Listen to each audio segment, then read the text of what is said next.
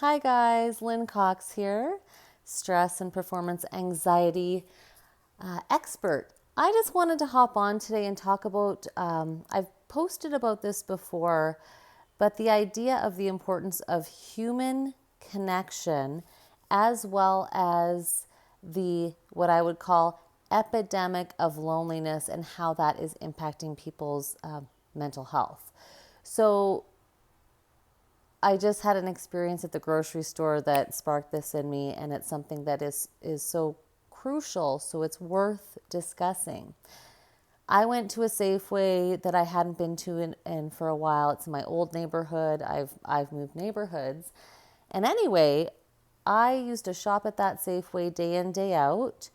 And it used to be, I recognized the staff that were at the checkout. They've done a big renovation on it.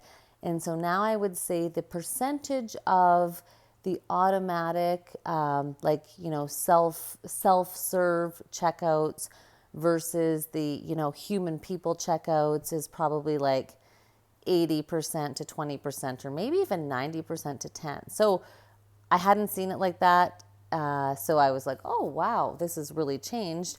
I recognized one face. I did wonder, I wonder what that's done to their staffing levels. That was one thought that crossed my mind. But the funny part is, I did go to the self checkout because I was in a rush. I always preferred to go to people. They were lined up. I had to get home for a meeting. But I had my own bag with me, and however I was putting things through, you know, the process kept on being stopped, and the attendant who was there, kind of manning the self checkout, she had to come over and help me and code something in, I think 6 times, and I didn't have that many items. And I laughed and said to her, "Oh, well, it'd probably be easier if we were just dealing like human to human." And she kind of looked at me.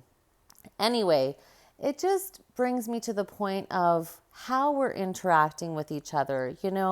March 2020 is actually quite far back in our rear view mirror.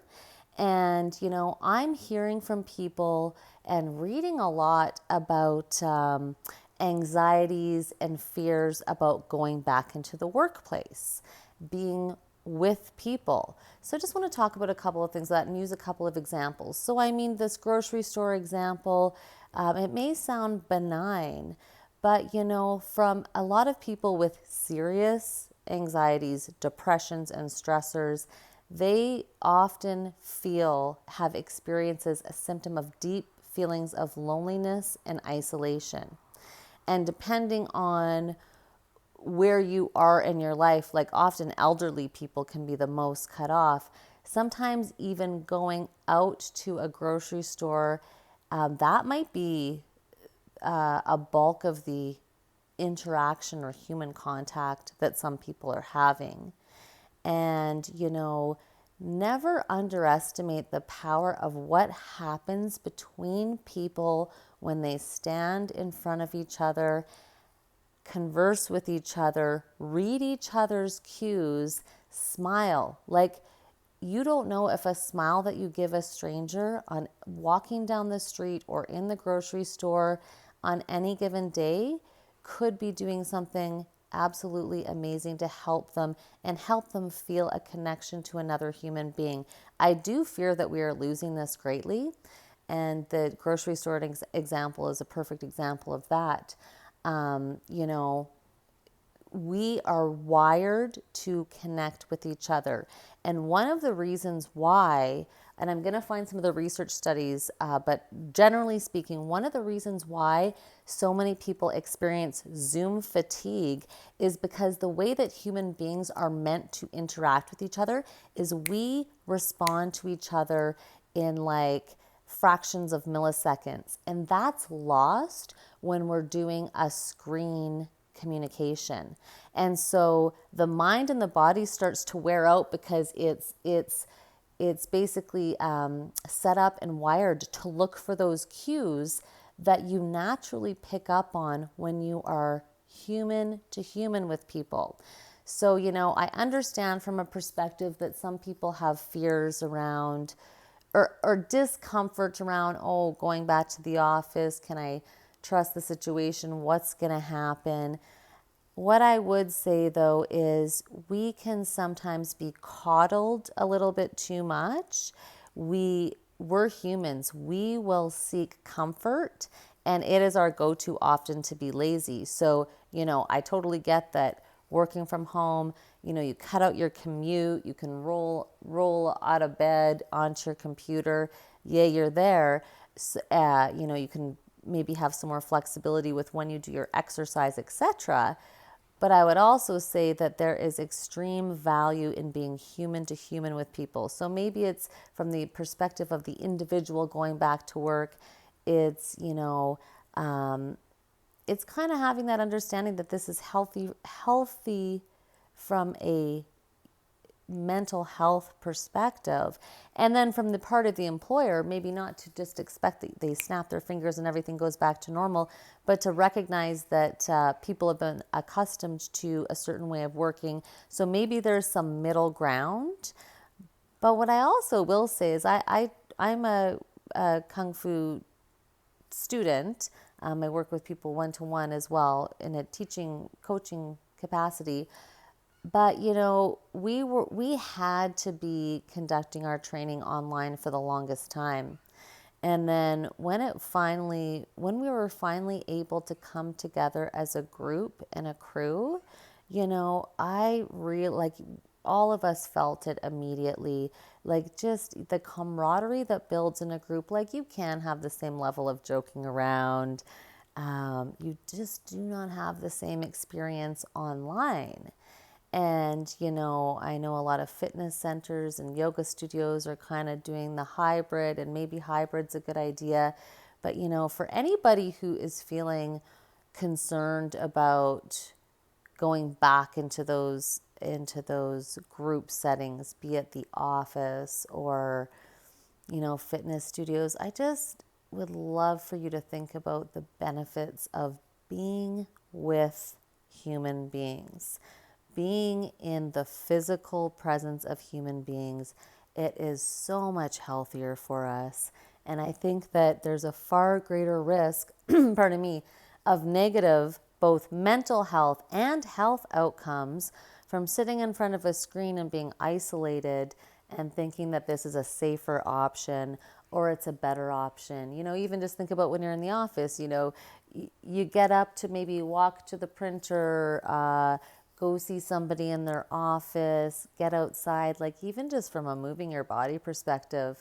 I've worked with people who were aiming to shed weight, and I have used this example before, but it does ring so true.